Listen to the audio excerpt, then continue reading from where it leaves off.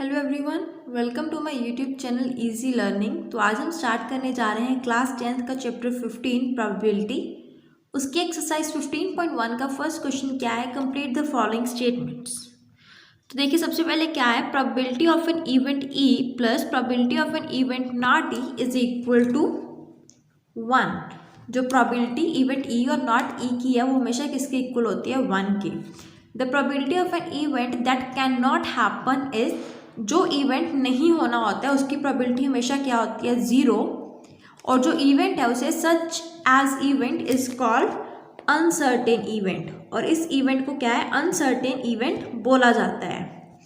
Next, the probability of an event that was certain to happen, जो पक्का होनी हो उसे हम क्या बोलते हैं, उसकी प्रोबेबिलिटी 1 होती है, और इस इवेंट को हम सर्टेन इवेंट बोलते हैं, सर्टेन इवेंट। उसके बाद the sum of the probability of the all elementary events on experiment is 1।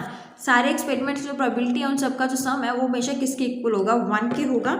Next, the probability of an event is greater than और इक्वल टू, जो इवेंट की प्रोबेबिलिटी है वो ग्रेटर देन और इक्वल टू होगी 0 के, एंड लेस देन और equal to होगी हमेशा 1 के। उसके बाद हमारा सेकंड क्वेश्चन है, which of the following experiments have equally likely outcomes. जो फॉलोइंग एक्सपेरिमेंट्स हैं उनमें से किसकी जो है आउटकम्स वो इक्वली लाइकली आउटकम्स हमारे होंगे। तो सबसे पहले a driver attempts to start a car. एक ड्राइवर ने कार को स्टार्ट शुरू किया, ठीक है। उसके बाद द कार स्टार्ट्स और डजंट स्टार्ट, कार स्टार्ट होगी या नहीं होगी।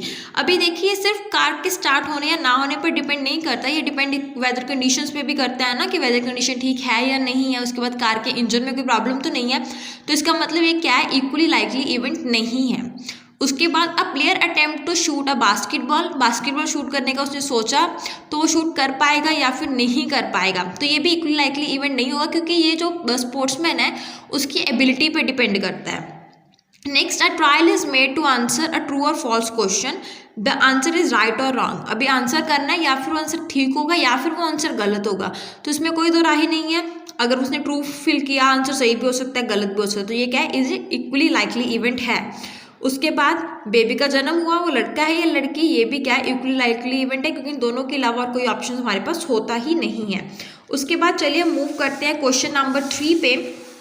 क्वेश्चन नंबर 3 क्या है, why is tossing a coin considered to be a fair way to decide which team should get the ball at the beginning of the football game।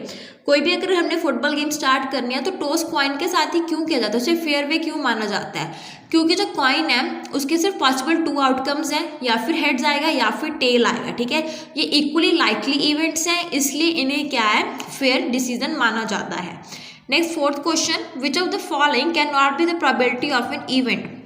इनमें से कौन सी किसी भी इवेंट की प्रोबेबिलिटी नहीं है। जैसे कि हमने पहले फिलहाल उसमें पढ़ा कि जो किसी भी इवेंट की प्रोबेबिलिटी है वो 0 to 1 लाइक करती है, 0 से कम नहीं होती और 1 से ज़्यादा नहीं होती है। तो इनमें से देखिए 2/3 है, ये 0 पॉइंट समथिंग बनेगा, -1.5 ये नेगेटिव में चला गया, तो ये हमारी क्या प्रोबेबिलिटी नहीं हो सकती। 15% है, 15/100 0.15 बनेगा, तो ये होएगी, और 0.7 भी प्रोबेबिलिटी हो सकती है। तो इसका आंसर मैंने कैसे लिखा कि probability of an event is always greater than और equal to 0, also it is always less than और इक्वल टू 1। सो इसका मतलब क्या हुआ कि जो हमारा -1.5 है वो किसी भी इवेंट की प्रोबेबिलिटी नहीं होगी। नेक्स्ट देखिए फिफ्थ क्वेश्चन में, probability of event E is equal to 0.05, तो प्रोबेबिलिटी नॉट ई की कितनी होगी। हमने पहले ही पढ़ा कि probability of E plus probability of not E 1 के इक्वल होता है, तो ये प्रोबेबिलिटी ऑफ ई जो यहाँ पे है ये उससे जाके नेगेटिव का हो जाएगा, तो प्रोबेबिलिटी ऑफ नॉट ई किसके इक्वल आएगा, 1 - 0.05 दैट इज 0.95। सिक्स्थ क्वेश्चन क्या है, a bag contains lemon flavoured candies only. Bag में सिर्फ लेमन फ्लेवर वाली कैंडीज हैं। Malini takes out 1 candy without looking into the bag. Malini ने एक कैंडी निकाल ली, बैग की तरफ उसने नहीं देखा, so what is the probability that she takes out an orange flavour candy. तो ऑरेंज फ्लेवर कैंडी की प्रोबेबिलिटी क्या होगी। देखिए हमें पता ही है कि बैग में सिर्फ लेमन फ्लेवर कैंडी है, तो जो ऑरेंज फ्लेवर कैंडी है वो तो अनसर्टेन इवेंट हो गया, इसका मतलब उसकी प्रोबेबिलिटी क्या आएगी, 0। और लेमन फ्लेवर कैंडी की प्रोबेबिलिटी क्या होगी, जैसे उसमें सिर्फ लेमन फ्लेवर कैंडी है, इसका मतलब ये क्या श्योर इवेंट है, उसमें वही निकलेगी, तो इसका मतलब उसकी प्रोबेबिलिटी क्या होगी हमारी, 1। तो होप आपको ये क्वेश्चन समझ आए होंगे और वीडियो अच्छी लगी होगी। वीडियो अच्छी लगी तो वीडियो को लाइक शेयर कमेंट जरूर करें, और आगे की अपडेट्स के लिए चैनल को सब्सक्राइब करना ना भूलें। Thanks for watching the video everyone.